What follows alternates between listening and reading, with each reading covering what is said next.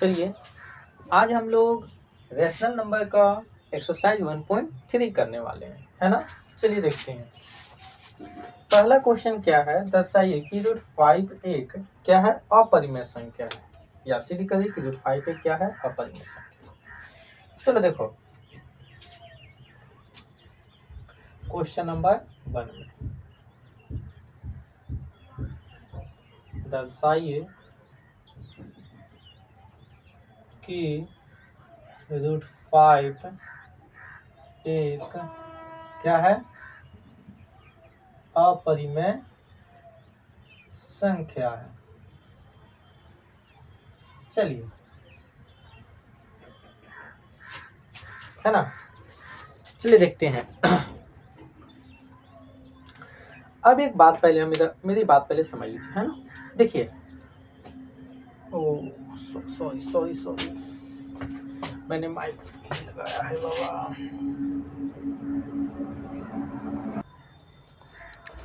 चलिए देखते हैं। तो देखिए, दर्शाइए कि तो पहले मेरी बात को समझ लीजिए, है ना। देखिए, हमको क्या सिद्ध करना है, √5 क्या सिद्ध करना है भाई, इसको अपरिमेय सिद्ध करना, अपरिमेय संख्या।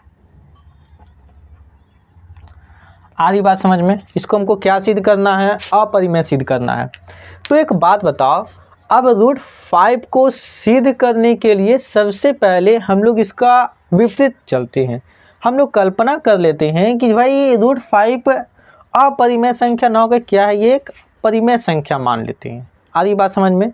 और परिमेय संख्या से मानते हुए फिर हम लोग इसको स्पष्ट करेंगे धीरे धीरे कि भाई ये परिमेय ना के आके ये चीज़ करके क्या आ रहा, अपरिमेय संख्या आ जा रही है। जैसे कैसे, थोड़ा ध्यान दो। पहले हम लोग को ये कर लेते हैं, उसके बाद समझ में आएगा। देखो कैसे लिखेंगे। माना कि √5 एक परिमेय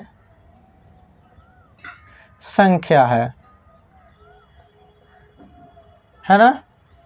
क्या है बताओ, √5 एक क्या है, अपरिमेय संख्या है।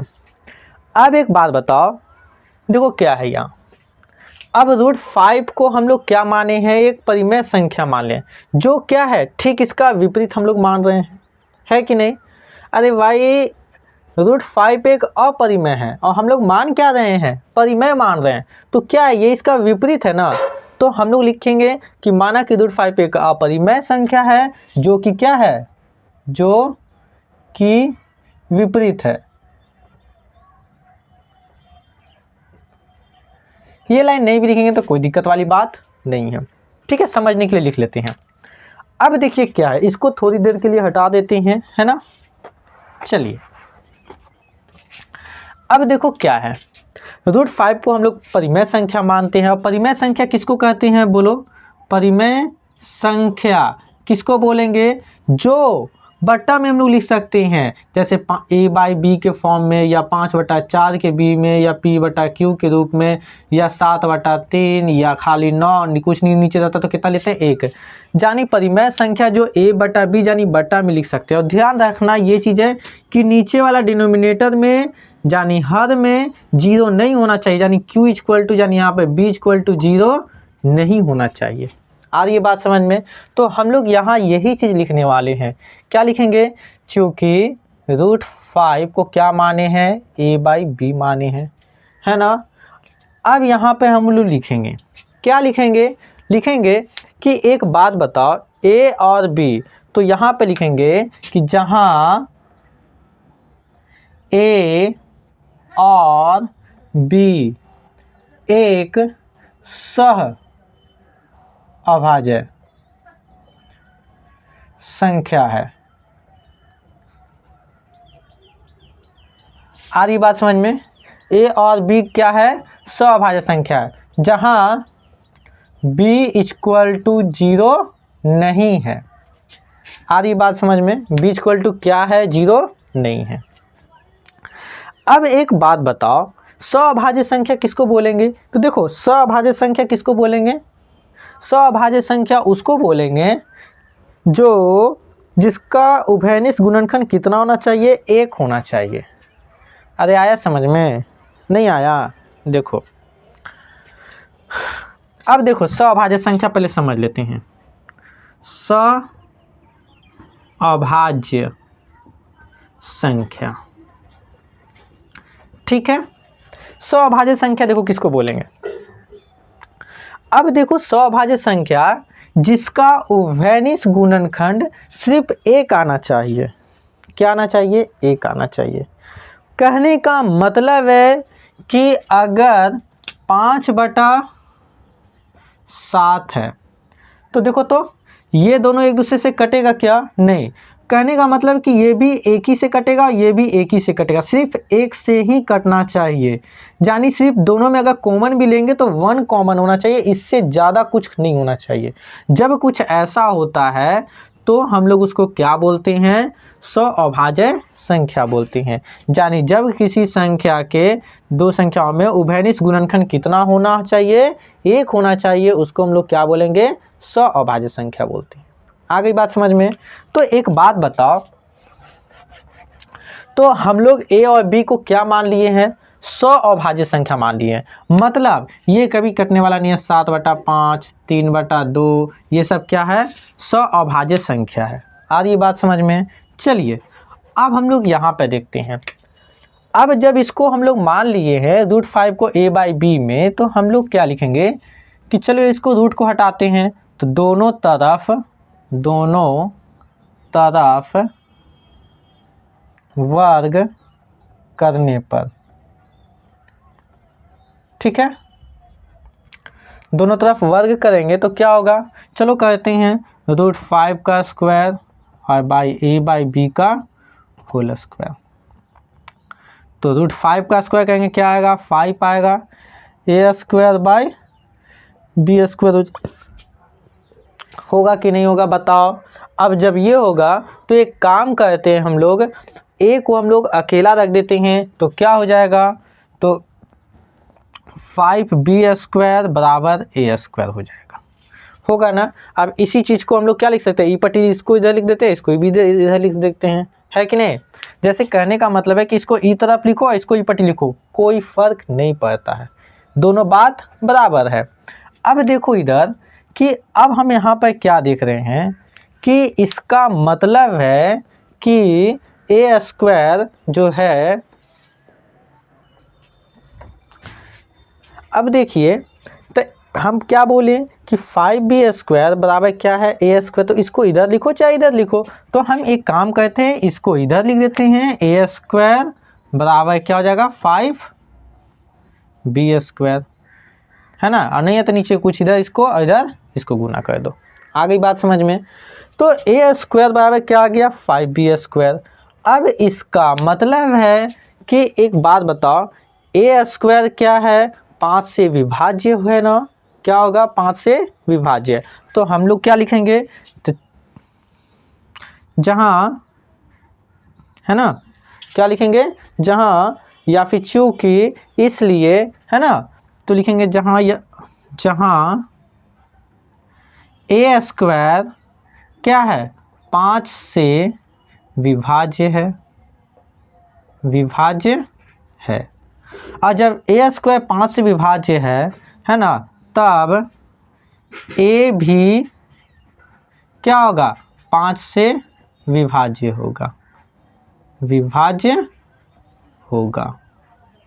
होगा कि नहीं? अब देखो इस चीज़ को, ये दोनों लाइन को हम लोग समझते हैं, ठीक है। अब एक बात बताओ तुम, हम लोगों ने क्या समझा कि a² पर 5 a क्या है? तो एक सअभाज्य संख्या है। तो अगर हम लोग मान लेते हैं थोड़ी देर के लिए कि जैसे a है तो क्या हो जाएगा? a² है ना, तो 5 गुना 5 ये भी है दोनों, और ये क्या है? तो अगर हम लोग 5 क्या है? एक सअभाज्य संख्या मान सकते हैं हम लोग, है ना। तो एक बात बताओ, जब a² है तो 5 कट जा रहा है, तो इसका मतलब क्या है कि ये 5 से a² क्या है? चलिए देखिए, तो a², अब इसको देखिए, अब यहाँ 5 गुना 5 है, a² था ना, तो ए स्क्वायर बाय हम लोग क्या मान लेते हैं, थोड़ी देर के लिए 5 मान लेते हैं। तो ए जब 5 है तो 5 गुना 5 लिखेंगे, क्योंकि ए स्क्वायर बटा 5 लिख लेते हैं, क्योंकि 5 पहले से है ना। क्योंकि यहाँ 5 जब डिवाइड करना चाहेंगे हम लोग तो 5 को डिवाइड करेंगे इसे, तो क्या होगा, 5 5 कट जाएगा, तो 25 बटा 5 यानी 5 बार में कट जाएगा। तो इसका मतलब है कि ये क्या है, 5 से क्या हो जा रहा है, ये विभाज्य हो जा रहा है। तो इसीलिए हम लिखें कि ए स्क्वायर जो है 5 से क्या है, विभाज्य हो जाता है। देखो तो ए स्क्वायर को अगर 5 से विभाज्य किया तो 5 आया कि नहीं आया। उसी तरीके से ए भी क्या होगा, जब ए स्क्वायर 5 से विभाज्य तो ए भी क्या होगा, 5 से विभाज्य होगा, क्योंकि ए कितना हम लोग मान रहे हैं, तो यहाँ पर 5 मान रहे हैं, नीचे में कितना है, 5 है, तो 5 बटा 5 यानी 1 आएगा, कट जाएगा। तो यहाँ पर हम देख रहे हैं कि ए भी यानी 5 से क्या हो जा रहा है, विभाज्य हो जा रहा है कि नहीं। तो जब ए भी 5 से विभाज्य हो जा रहा है, तो अब देखो इधर, अब देखो, तो अब हम लोग यहाँ लिखते हैं कि अब माना कि है ना, माना, अब देखो जब ये चीज़ हम लोग मान चुके हैं तो ए का वैल्यू एक काम करते हैं, एक माना ए बराबर क्या मान लेते हैं, 5 के मान लेते हैं। अब ए बराबर 5 के क्यों माने भाई, तो देखो एक बात बताओ, ए जो है 5 से विभाज्य हो जा रहा है, मतलब ये 5 का गुणनखंड है, तभी तो 5 से विभाज्य हो जा रहा है। अरे बाबू, मैंने कहने का मतलब है कि ए अगर चाहे तो 15 होगा, चाहे तो 30 होगा या 35 कुछ भी होगा, तो उसमें 5 तो जरूर कॉमन आएगा, और जो बचेगा वही संख्या के, जैसे मान लेते 75, तो 5 गुना 3, तो ये 5 तो गुणनखंड मिल ही रहा है। आधी बात समझ में, 5 कॉमन मिल रहा है, और ये 3 को ही हम लोग क्या मान रहे हैं कि कोई ना कोई संख्या उसके बगल में जरूर होगा, तो इसीलिए इसको हम लोग क्या माने हैं, के मान ले रहे हैं। अब इसको हम लोग क्या कहते हैं, सुलभ कहते हैं। तो एक बात बताओ, तो ए का मान हम लोग किस में कर देते हैं, तो इसको हम लोग क्या लिख लेते हैं, समीकरण 1 मान लेते हैं, समीकरण 1, इसको समीकरण 2 मान लेते हैं। तो लिखेंगे ए का मान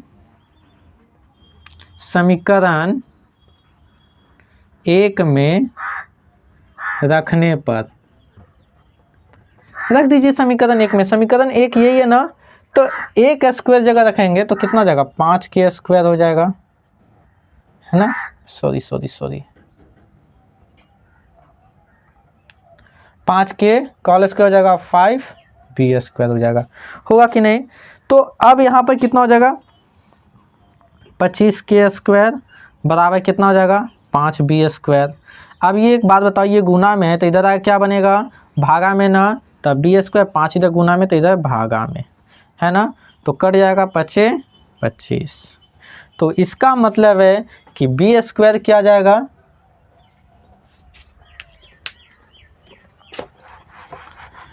अब बताओ बी स्क्वायर क्या आ जाएगा, तो बी स्क्वायर बराबर आ जाएगा 5 के स्क्वायर, आएगा कि नहीं। और जब बी स्क्वायर 5 से के आ जाएगा तो इसका मतलब है कि जहाँ क्या होगा, बी स्क्वायर भी 5 से विभाज्य है ना। तो लिखेंगे चूँकि बी स्क्वायर 5 से क्या है, विभाज्य है, और जब बी स्क्वायर 5 से विभाज्य है तब हम लोग क्या लिख सकते हैं, बताओ, बी भी क्या होगा, बी भी 5 से विभाज्य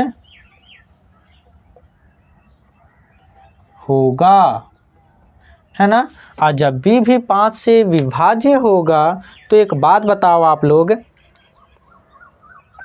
बी भी अगर 5 से विभाज्य होगा तो अब हम लोग नहीं बोल सकते हैं, इसको समीकरण क्या मान लेते हैं, इसको समीकरण हम लोग 1 माने, 2 माने, इसको हम लोग 3 मान लेते हैं।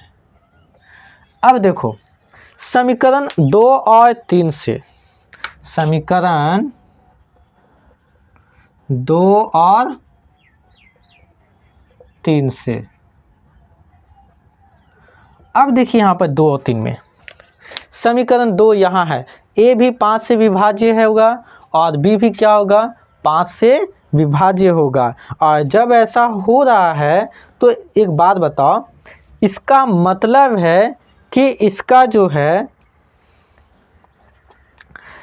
इसमें भी उभयनिष्ठ गुणनखंड 5 आ जा रहा है, इसमें भी उभयनिष्ठ गुणनखंड 5 आ जा रहा है। तो लिखेंगे समीकरण 1 और 2 से, है ना, समीकरण 1 और 2 से ए तथा बी का क्या लिखेंगे, ए तथा बी का उभयनिष्ठ गुणनखंड 5 है ना। उभयनिष्ठ गुणनखंड कितना है बोल रहा हो, 5 है। और जब 5 है तो इसका मतलब है कि जब गुणनखंड आ जा रहा है तो इसका मतलब जो हम लोग मान रहे थे कि यह सौभाज्य संख्या, ये सौभाज्य संख्या नहीं है, क्योंकि उसमें उभयनिष्ठ गुणनखंड कितना होना चाहिए, 1 होना चाहिए। और इसमें ए और बी में उभयनिष्ठ गुणनखंड कितना आ जा रहा है, 5 आ जा रहा है। तो लिखेंगे इसलिए ए तथा बी क्या हो जाता है बताओ, सौभाज्य गुणनखंड संख्या, सौभाज्य संख्या नहीं है। आधी बात समझ में। क्या लिखेंगे हम लोग, चूंकि यह सौभाज्य संख्या नहीं है तो लिखेंगे तथा ए और बी एक सौभाज्य संख्या नहीं है। अब जब ये सौभाज्य संख्या नहीं है तो इसका मतलब है कि यह रूट 5 भी क्या है, एक परिमेय संख्या नहीं है। तो इसलिए रूट 5 एक परिमेय संख्या नहीं है। और जब ये एक परिमेय संख्या नहीं है तो क्या होगा बोलो, रूट 5 एक अपरिमेय संख्या। अतः रूट 5 एक क्या है बोलो,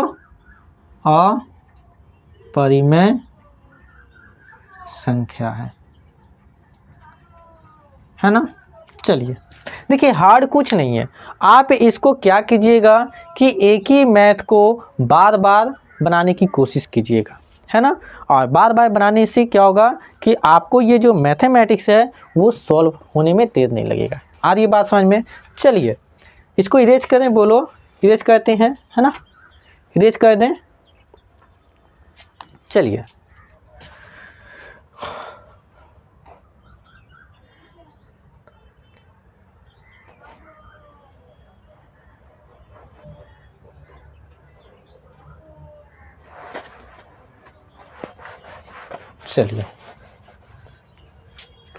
उसके बाद ये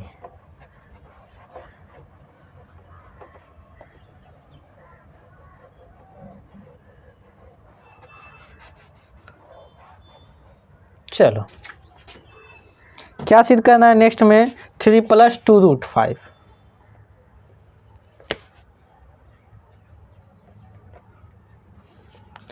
थ्री प्लस 2 रूट 5। और हम लोग एक काम करते हैं, इसको भी क्या मान लेते हैं, चूँकि 3 प्लस कितना क्वेश्चन में यही है ना, 3 + 2 रूट 5 है ना। अब देखिए हमको इसमें क्या करना है,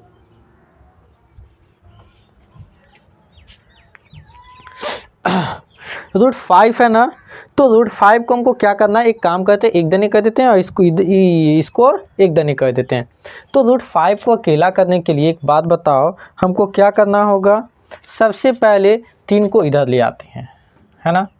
तो 3 प्लस, देखो एक चीज़ और ध्यान दो, अगर क्वेश्चन में 5 रूट 3 है या 9 रूट 2 है या कुछ भी है, 3 माइनस 5 रूट 5 है, ऐसे कुछ है, तो कहने का मतलब कि जब रूट 5 और किसी संख्या से जुड़ रहेगा ना, अगर जुटा हुआ रहेगा तो हम क्या करेंगे कि रूट 5 को एक तरफ कर देंगे और बिना रूट 5 वाला को एक तरफ कर देना है। आ रही बात समझ में। देखो कैसे, ऐसे ध्यान से देखना।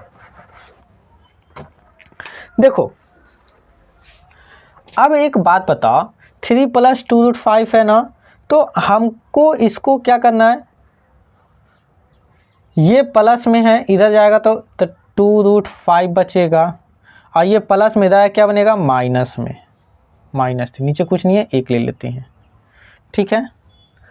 अब देखो क्या लिख सकते हैं अब हम लोग इसको, तो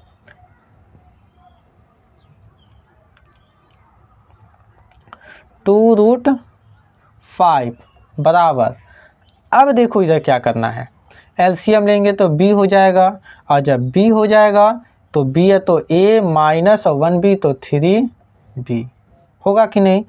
अब ये गुना में है तो इधर क्या बनेगा, भागा में, तो रूट 5 बराबर क्या हो जाएगा, a minus 3b by 2b, क्योंकि ये भागा में, इधर क्या बनेगा, गुना में बनेगा। आ रही है बात समझ में। अब एक बात बताओ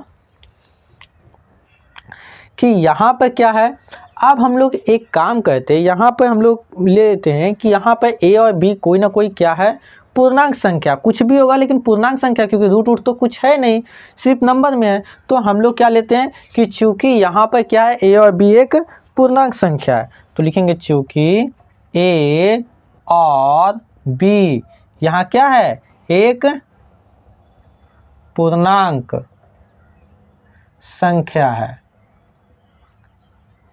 आ रही है बात समझ में, क्या एक पूर्णांक संख्या है, और जब पूर्णांक संख्या है तो इसका मतलब है कि ये वाला इधर वाला, तो इधर वाला क्या हो जाएगा, इसलिए क्या हो जाएगा, a minus 3b by 2b एक क्या हो जाएगा, परिमेय संख्या हो जाएगा,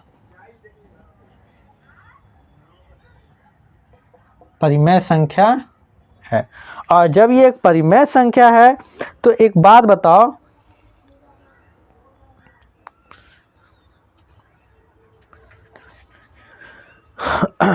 अब जब ये परिमेय संख्या है तो एक बात बताओ, रूट 5 भी क्या होगा, एक परिमेय संख्या होगा, है कि नहीं, तो रूट 5 भी क्या होगा, रूट 5, जब ये परिमेय संख्या तो ये भी क्या होगा, परिमेय संख्या होगा, तो रूट 5 भी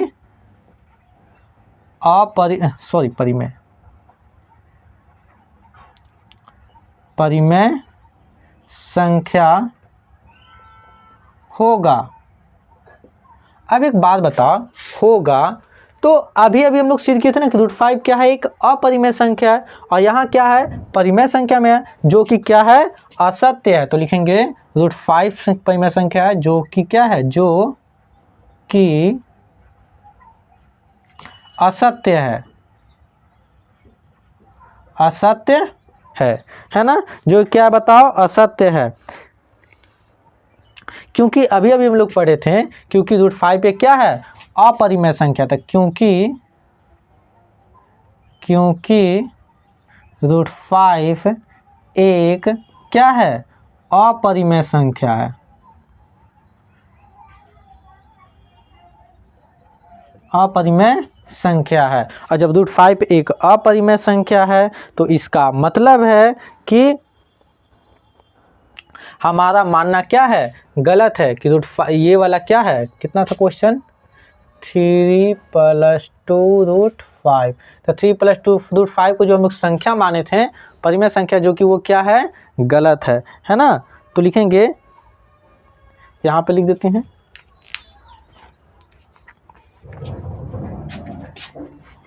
इसको इरेज कर देते हैं, इसका कोई काम नहीं है, देखो इधर है ना, अतः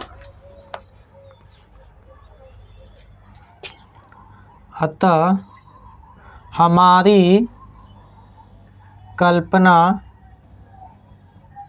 है ना, या धारणा गलत थी कि, है ना, गलत थी कि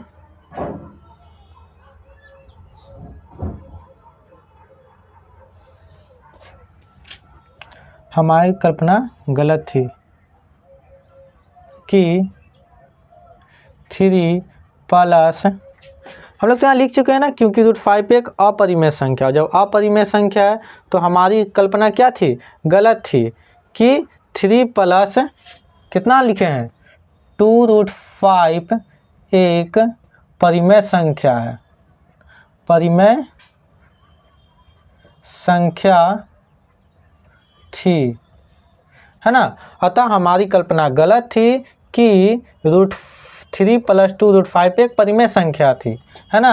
अतः क्या है 3 + 2√5 एक क्या है बोलो, अपरिमेय संख्या है। चलिए देखिए, अब हम लोग इस चारों को ये करना है, सिद्ध करना है, तो बिल्कुल वैसे ही सिद्ध करेंगे जैसे हम लोग किए थे। आ रही बात समझ में? देखो कैसे, तो हम लोग लिखेंगे माना कि 1/√2 एक अपरिमेय संख्या है ना। जो 1/√2 को क्या परिमेय ना मानना है, एक परिमेय संख्या जो कि विपरीत है, जहां अब देखो जब परिमेय संख्या माने हैं तो a/b = क्या मान लेते हैं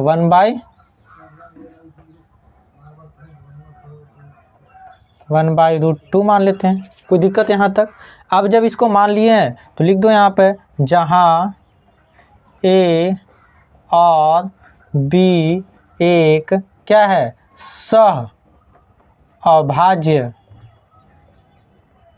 संख्या है ना, सभाज्य संख्या, जहाँ b = 0 है। आ रही बात समझ में? अब यहाँ पे देखिए क्या है कि अब हम लोग क्या कहते थे, यहाँ दोनों इसको तो रूट हटाना है तो दोनों तरफ वर्ग कर लेते हैं। तो वर्ग करने से पहले एक काम करते हैं कि इधर इसको गुना कर देते हैं, इधर इसको गुना कर देते हैं। कोई दिक्कत? चलिए, तो ये √2 इधर भागा में इधर क्या बनेगा, गुना में बनेगा, तो a√2, ठीक, और इधर क्या हो जाएगा b। अब लिखेंगे दोनों तरफ वर्ग करने पर, चलिए दोनों तरफ वर्ग कर लेते हैं, है ना। तो अगर कहते हैं a√5 का 5 कहाँ से आ गया, 2 का स्क्वायर बराबर b का स्क्वायर, तो यहाँ क्या हो जाएगा बोलो, स्क्वायर करेंगे तो √2 का 2 हो जाएगा और a² हो जाएगा बराबर b²। अब इसका मतलब है कि जब ये इधर आएगा तो b से विभाज्य होगा। तो यहाँ पर लिखना है चूँकि b² क्या होगा, 2 से विभाज्य है, और जब b² 2 से विभाज्य है तो तब b भी क्या होगा, b भी 2 से विभाज्य होगा। आ रही बात समझ में? अब जब इतना होगा तो हम लोग क्या मान लेंगे कि माना कि चूंकि माना b बराबर क्या मान लें, 2 के मान लेते हैं। उस समय 5 के था, अभी 2 से विभाज्य तो 2 के मान लिए। कोई दिक्कत? अब देखो जब b को 2 के मान लेते हैं तो अब b का मान, इसको क्या लिखते थे, इसको समीकरण क्या मान ले हम लोग बोलो, 2 मान लेते हैं, और इसको समीकरण 1 मान लेते हैं। तो अब एक बात बताओ, b को हम लोग कहाँ मान के पुट कर देते हैं, समीकरण 1 में। तो लिखेंगे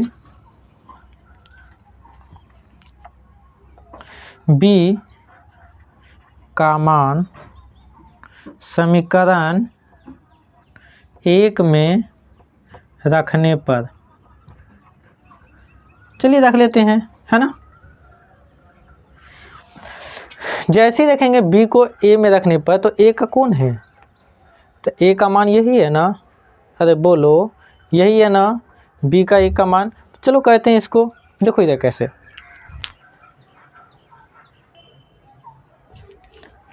चलो तो क्या हो जाएगा, समीकरण 1 ये है, तो समीकरण 1 है तो 2a² बराबर b का मान यहाँ पे पुट करना। b का मान हम लोग कितना माने, 2k, तो 2k का स्क्वायर, तो कितना हो जाएगा 2a² बराबर कितना हो जाएगा 4k² होगा कि नहीं।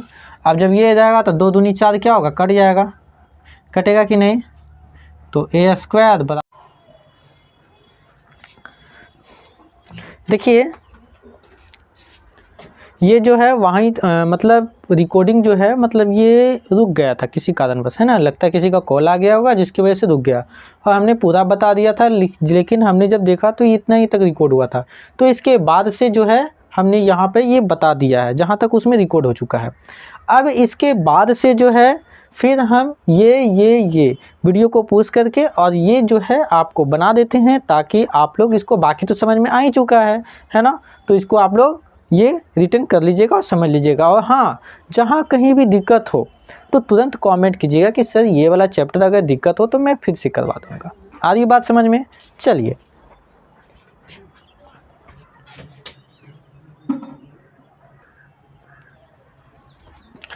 देखिए, है ना, 7√5 को हम लोग इसको मान लिए हैं, a/b को बिल्कुल वैसा ही किए हैं।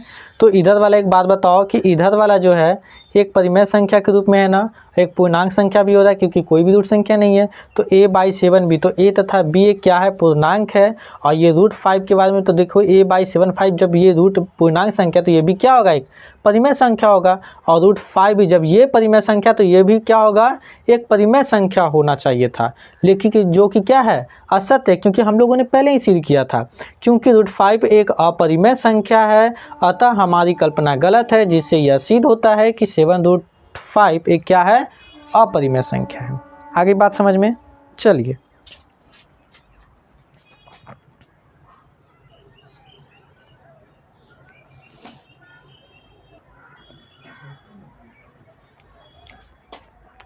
देख लीजिए, हमने ये लिख दिया टोटल का टोटल। आज हमें डबल मेहनत लग गई है ना, क्योंकि ये पूरा का पूरा रिकॉर्डिंग होने के बावजूद भी किसी का कॉल आने की वजह से ये लोड नहीं हो पाया है ना। चलिए देख लीजिए, बिल्कुल सब सेम है ना। देखिए सारा का सारा सेम है। ये वाला जो हम लोग उस टाइम में सोल्व किए थे, कौन सा क्वेश्चन था वो, कहाँ गया, क्या है जो हम लोग सोल्व किए थे ना, 3 + 2√5 एक अपरिमेय संख्या है, तो बिल्कुल वही चीज़ है। 3 की जगह यहाँ 6 है कि नहीं। चलो अब जो है एक और बचा है 2√3, देख लीजिए।